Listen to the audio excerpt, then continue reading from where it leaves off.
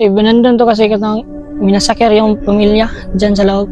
Sinunog yung pamilya, pati yung bata. May pumasok na dalawang lalaki. Na yung experience talaga dito is yung ano, yung babaeng sumabay sa amin ba. May sabay og katawan ako. 8 ng gabi. Pumunta kami dito at nag-video at narinig namin yung babaeng tumatawad. Dami. Dami.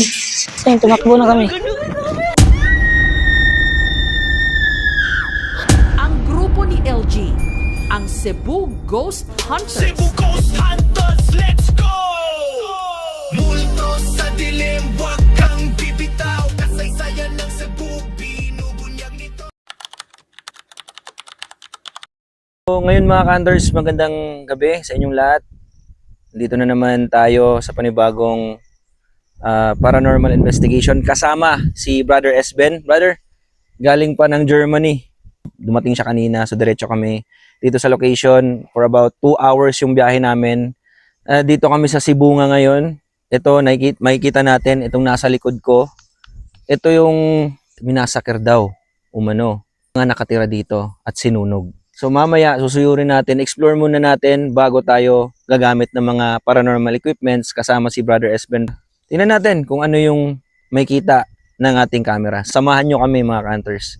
Let's go. Pakiramdaman muna natin yung loob.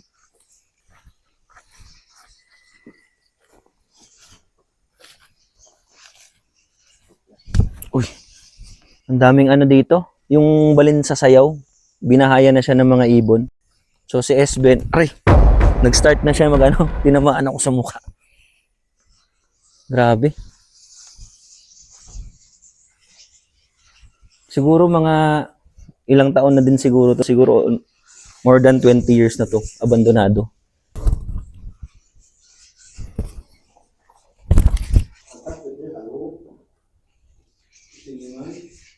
Yung mga balin sa sayo, explore. Daming ibon.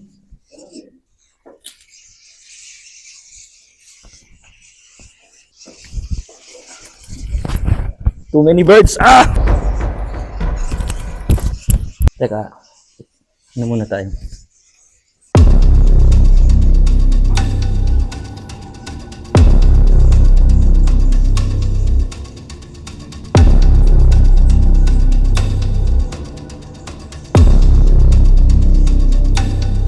Okay. One by one only. So, puntahan natin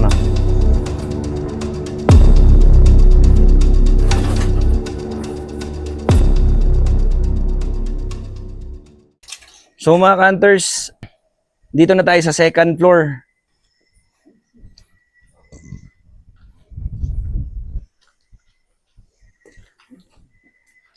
Yun Pagkarating namin dito, hindi na namin naabutan yung isa sa interviewin sana namin kasi 1 AM na kami dumating dito. Kasi parang naligaw din kami. Sobrang layo nito sa city. Baka isa sa mga room na to, dito na nakita yung mga katawan na sinunog o pinatay. Hindi kami masyadong makapag-focus sa pagkuha ng mga videos kasi ang daming yung tinatawag na balin sa sayaw na ibon. Lumilipad sila papunta sa amin at bumabangga sila sa mukha namin, dito sa katawan namin. So, dito magandang spot sa second floor. So, kahit saan naman, basta sa isang lugar, pwede mong paramdam yung mga namatay. Check natin dito.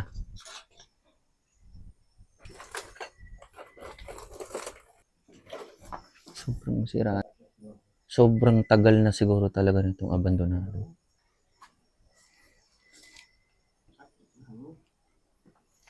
May isang room pa dito, parang CR siguro to dati. Ano ba? Just now, I have see here. May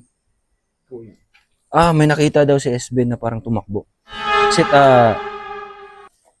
child? Small. Maliit na bata. Can, please. Ano nyo dito?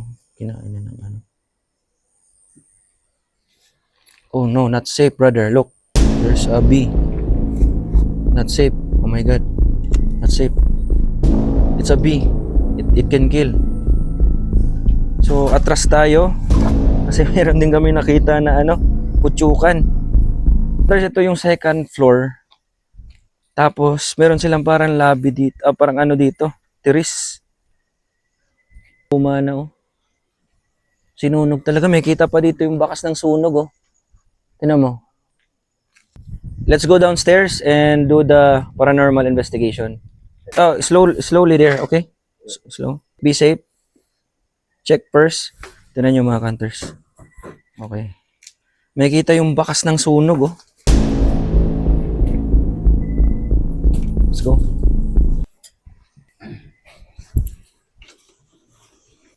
Whew.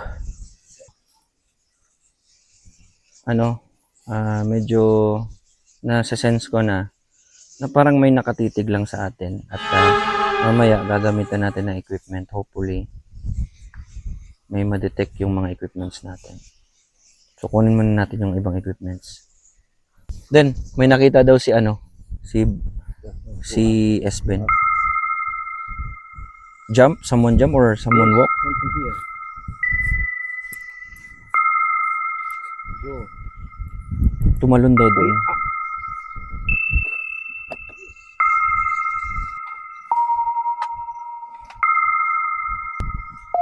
May na-detect si Esben. Dalawa na yung nakuha natin sa SLS camera. Yan, pwede ba kayo magpakita? Diyan, yun isang figura na parang bata na naglalaro. Ito pa, lumabas pa isa. Parang malaking tao. Forma siya. Sa labas lang to ng sa labas lang ng bahay. So mas maganda na lang din siguro dito tayo.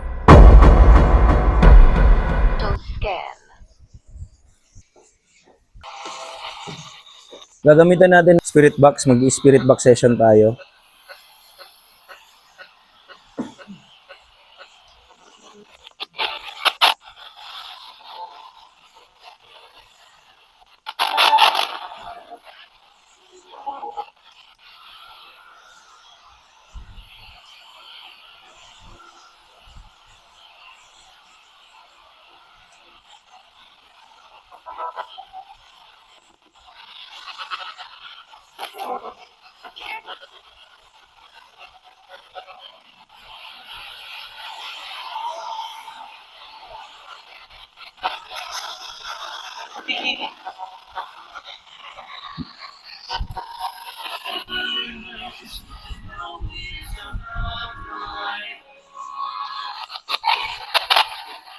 Ngayong gabi magandang gabi.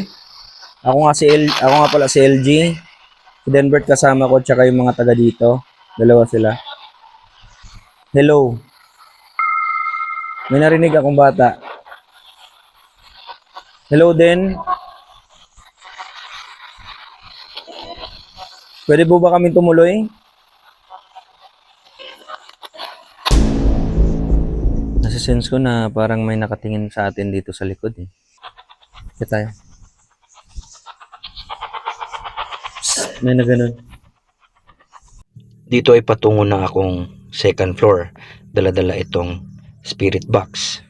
At habang ako ay nag-i-spirit box session, ito ang kasunod na nangyari. Save me! Someone said save me.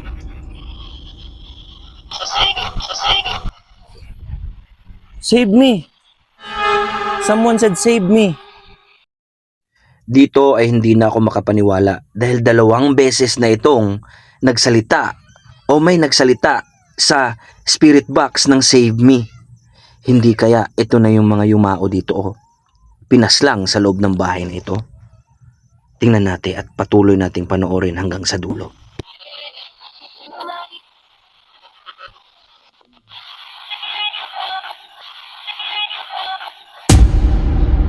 Ang inyong narinig ay ang nagsabi ng 6 mi kabuok o sa Tagalog pa ay 6 kami. Hindi kaya ito na yung mga pinaslang dito sa loob? Mga ka-hunters, kung sino man ang nakakakilala sa kanila, please comment down below kung tama ba na 6 sila na pinaslang dito sa loob ng bahay na ito. Itong EMF, ito yung electromagnetic field. Magandang gamitin to dito kasi walang kuryente talaga dito. Nasa liblib tayo ng gubat. So pag mag-trigger to, ibig sabihin, may energy o spirit sa paligid. Try natin dito. 5 times. Ikot lang tayo din. Tingnan nyo, makikita sa kuwan na sobrang luma na. Kinain na ng gubat.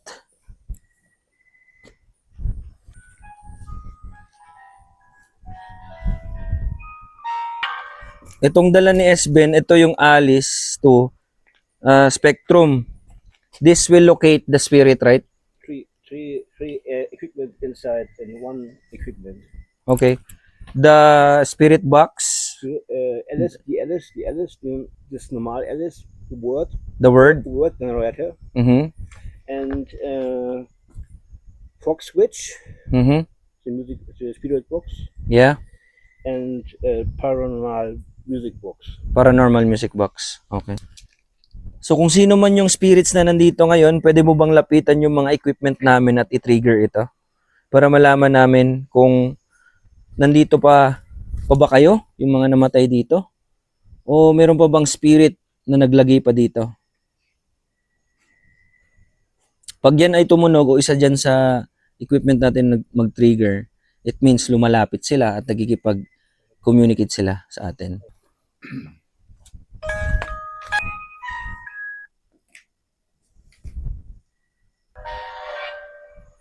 Okay. Pwede mo bang i-trigger itong equipment namin na dala? Lapitan mo kung nandito ka pa o kung sino man na spirit na nasa paligid na gustong makipag-communicate.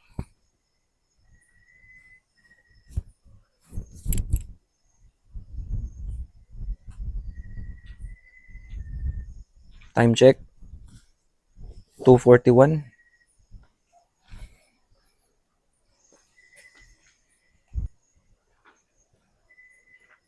Kalmado yung lugar dito, no? Nagiging kalmado. Wala akong nasisense na mabigat masyado eh. Kalmado lang siya din. Lipat natin.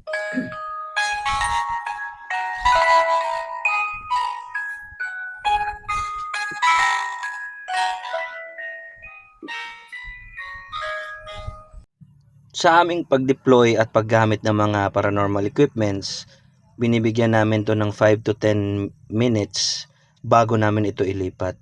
So sa mga oras na ito, medyo matagal at kalmado lang yung lugar. Matagal yung response ng mga spirits sa aming mga equipments. Kaya nililipat-lipat namin ito.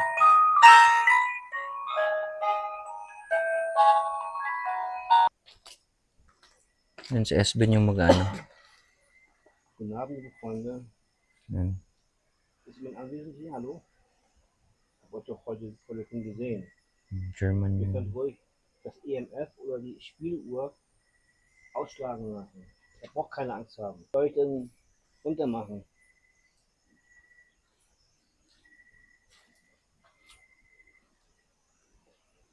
Vielleicht mögt ihr das nicht so gerne, dass ich meinen Hut aufhabe. Stimmt das? At dito, mga ka-hunters, ay napagdesisyon na namin ni Esben na lumipat na lang kami doon sa baba ng floor ng gusaling ito. Kasi parang hindi masyado na nakikipag-communicate yung mga spirits. No, not really. How about downstairs? So, ang gagawin natin ngayon, wala masyadong communication dito sa second floor. Let's try to the lower ground. Kasi yung nasisense ko rin dito, kahit isa sa mga paa ko, sa bato ko, wala akong nasisense talaga. Dito, kalmado siya. So, gagawin natin, move tayo, second floor. Slowly, brother. Yan. So, doon tayo sa baba, kasi doon din natin nakita yung dalawang, figura na nakuha sa SLS camp. So, we decide, go downstairs tayo. Slowly, brother. Slowly. Yan, pag ikaw nahulog dito, may mababali talaga sa katawan mo. Tingnan mo. Tingnan mo si Esben. Lalim niya, no? So, hindi talaga hindi natin masasabi na hindi to nasunog. Nasunog talaga to. May bakas ng sunog, oh. So, mga hunters, hinadjust ko kay SB na maglagay ng equipment dyan. Yeah. The Alice box. Tingnan nyo. Ni SB is putting the equipment now.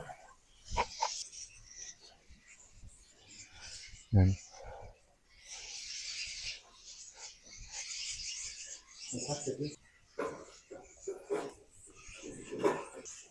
Time check, 3 a.m.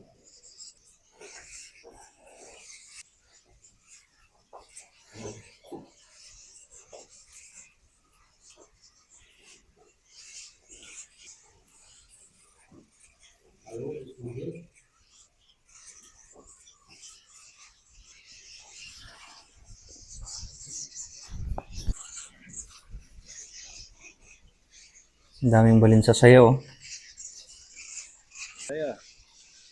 Dito, oh. Yun, oh. Oh my God. Andito sila sa labas. Here, brother. Doon, oh. Tignan mo. Ikaw ba yung nasa labas? Yeah, dito tayo. Sino itong nasa labas? Ano?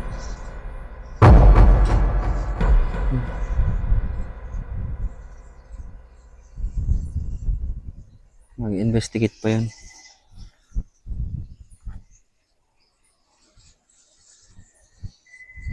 May ano sa puno, tol.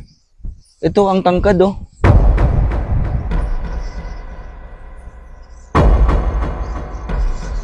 May isa doon sa baba.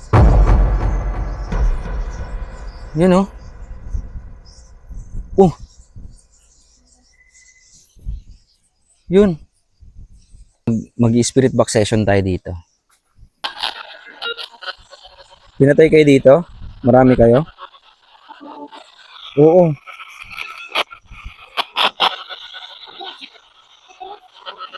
Sinunog kayo?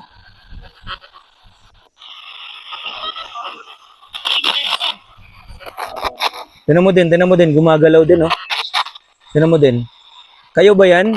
Nakikita ng SLS?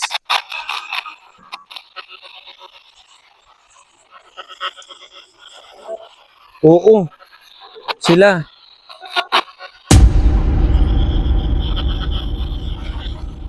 Ba't parang ayaw nyo makipag-communicate sa loob? Nahiya kayo? O ayaw ninyo? Oo!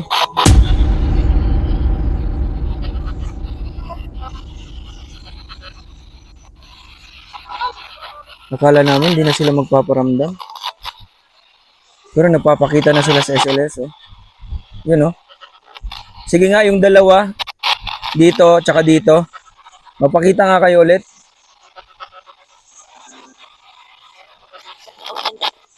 Oh, nawala na naman.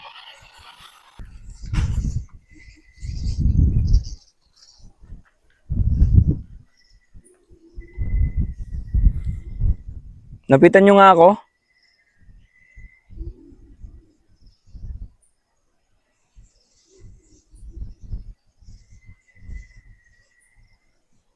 Nasa likuran mo. Nasa likod ko? Nga ako.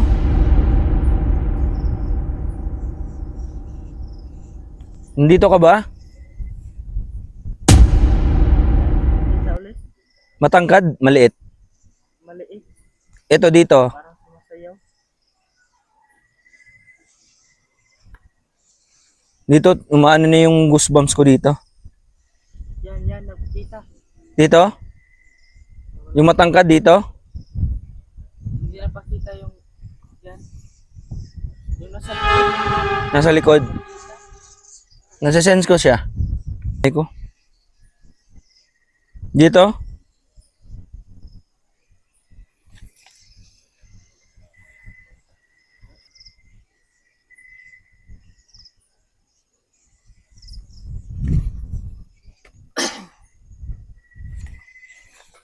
Tumayo ka nga dito. Yung isa, nasa likuran. Nasa likod. Oo. Hanggang ngayon? Yun, may ulo na nasa puno. Nasa puno na dito.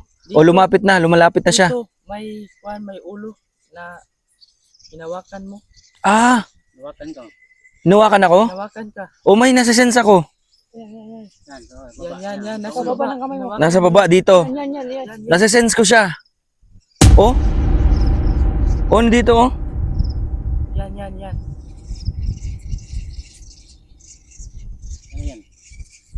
Brother, we're capturing something here. Very interesting. Dito siya? Hanggang ngayon? Para mo siyang pinigilan, patayo. Hinawakan mo yung ulo niya. Tumba siya. Yan, tumayo. Gusto niya, bro. Gusto niyang tumayo. Sige, tumayo ka. Taas. Nawala na naman. Someone is beside me. Here. Look at the SLS. Yan. Look at the SLS. Hinawakan mo yung liig niya. Murag nagpakuan siya mo baka nang tawagan ni. Kanang Yes. embrace o murag embrace siya mo ba. Ikaw ba yung pinatay dito? Gumalaw ka nga. Kung makikita ninyo gumagalaw dyan, ibig sabihin siya yan. Gumalaw ka nga. Galawin mo nga. Sige. Hawakan mo ako. Kind. Child. Bata niya. This is child. Tumayo ka nga. Tumayo ka dito oh. Yeah, exactly. Anak. Sure. Tumayo ka dito. Sa puno. Dadasalan ka namin. From the wall. May nakita daw siya dito. Parang itsura ng tao. May nakatayo daw. Mukha. Can you zoom in? Zoom in? Have black hair. Have black hair. Yung kamukha. Siya bumalik. Ako nakikita ko yung ano ko. Oo. Dalawa na kami. Oo. Nakatayo siya. Oo. Nakapatong siya sa kamay. Sa kamay. Oo, kamay. Dito. Kaya pala. Okay. So, at least may nakukuha tayo sa SLS. Nandiyan pa rin siya. Nandiyan nga siya. Let's go. Okay. So, mga ka-hunters, gusto na naming ihinto itong paranormal investigation na to. Hindi masyadong aggressive yung mga nandito sa loob. May mga konting nakuha na sa mga equipment ni SBen, mga response. At hopefully, pagkatapos namin dadasalan ito, naway may matulong kami sa mga spirits na nandito. At hindi naman masyadong aggressive itong nandito ngayon. At base pa sa nakikita ng aming mga equipment, meron talaga dito sa loob nito. Mga ka-hunters, maraming salamat na nandito kayo, nanonood. Hanggang sa susunod na video, please follow and subscribe YouTube channel and our Facebook page. And Brother SBen, can you say thank you? Thank you very much.